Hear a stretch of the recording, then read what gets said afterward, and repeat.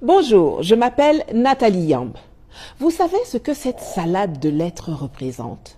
Eh bien, ce sont deux compagnies de shipping qui ont voulu faire leur malin avec le Mali et qui se sont fait recadrer propre.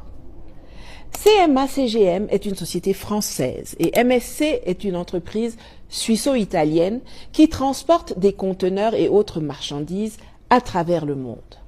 Les 5 et 6 novembre, profitant d'une énorme campagne d'intox, la plus grosse opération de désinformation de ces dernières années, lancée au mois d'octobre par le ministère des Affaires étrangères français, tendant à faire croire que le Mali serait au bord de l'effondrement et que la capitale Bamako serait encerclée par les terroristes, les deux entreprises ont annoncé, coup sur coup, leur décision de suspendre avec effet immédiat le transport intermodal et les livraisons sur le Mali, arguant du risque sécuritaire et des problèmes de carburant causés par les attaques des mercenaires néocoloniaux du JNIM sur les convois de camions citernes.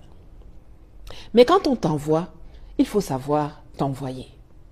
Après que les représentants locaux des deux sociétés ont été convoqués par le ministère malien de l'économie et des finances ainsi que celui des transports et qu'on leur a énergiquement soufflé dans les bronches, en un temps de mouvement, les gars ont dit qu'ils reprenaient leurs activités au Mali. Risque à tabéo, dardar.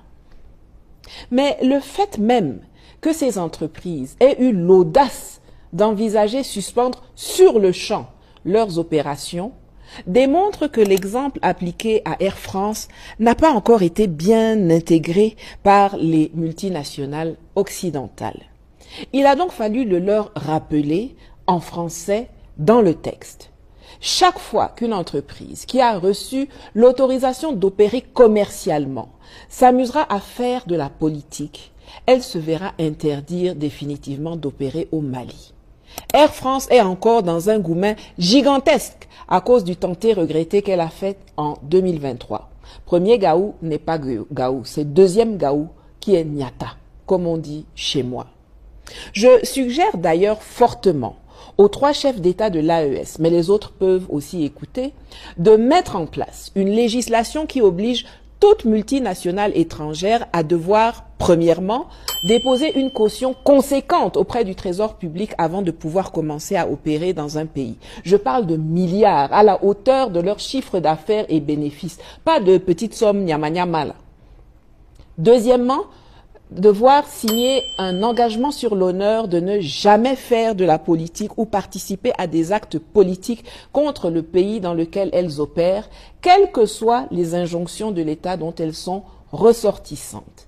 Et troisièmement, avoir un siège construit ou acheté et non pas en location dans le pays.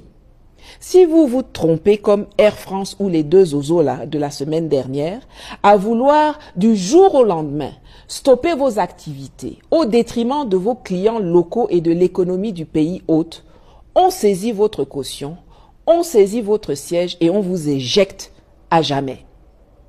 Enfin, ma dernière recommandation pour les 3 pays de l'AES, afin d'éviter une trop grande dépendance à des acteurs extérieurs parfois, que dis-je, souvent mal intentionnés ou manipulés, c'est que ce qui est arrivé là doit être le coup d'envoi d'une réflexion visant à doter la Confédération AES d'une compagnie commune de shipping, de transport intermodal, d'affrètement maritime.